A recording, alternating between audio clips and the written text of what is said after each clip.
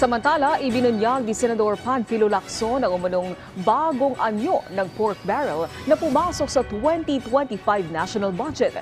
Kaugnay niyan, sinabi rin ng Senador na nagkaroon ng hindi otorisadong paggamit sa pangalan ni Pangulong Ferdinand R. Marcos Jr. ng ilang opisyal para sa di umano'y budget insertions. Nasa sentro ng balita si Luisa Erispe. The 2025 GAA is the most corrupt. No? Lagi natin sinasabi to. And I would like to describe it as a national budget that is corrupt to the core. We have reached the point na dapat isipin natin, enough is enough. Ganito tinawag ni Senate Pro Tempore Panfilo Lacson ang 2025 General Appropriations Act o GAA. Pinakakorap na budget ng Pilipinas. Buwelta ni Lacson, bakit kasi nauuna pang lagyan ng pondo sa National Expenditure Program ang ilang proyekto bago magkaroon ng programa. Dapat anya, kung may proyekto, bago magkaroon ng budget, may plano o dumaan man lang sa LGU. Una yung funding, saka palang maghahanap ng items. Hindi po ba dapat may items nanggaling sa RDC bago po podohan?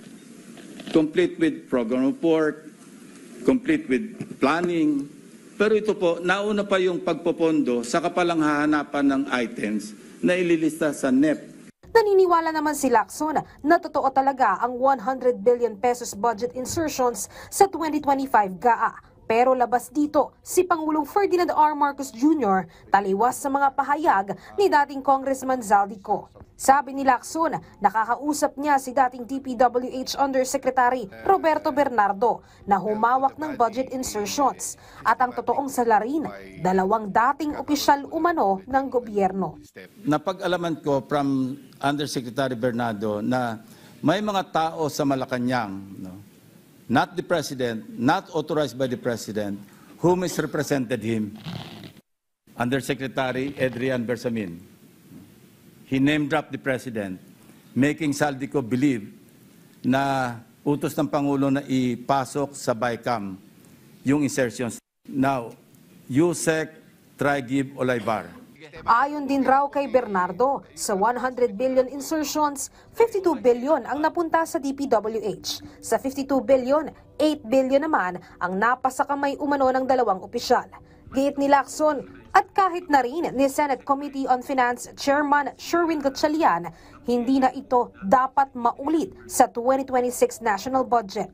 Wala na umanong dapat makasingit na alien items sa panukalang pambansang pondo. Para naman kay Senate President Vicente Soto III, i-livestream na lang ang BICAM. Nang gagawin natin ngayon, wala ng alien items na papasok outside of the House version and the Senate version. Hindi na ho tayo papayag doon sa mga alien na projects, meaning projects na wala po sa original proposal at bigyan nilang papasok sa BICAM. And then live stream. The BICAM, whether big or small, will be live stream. There will be no more small BICAM. It will be live stream, no, this budget. Luisa Erispe, para sa Pambansang TV, sa Bagong Pilipinas.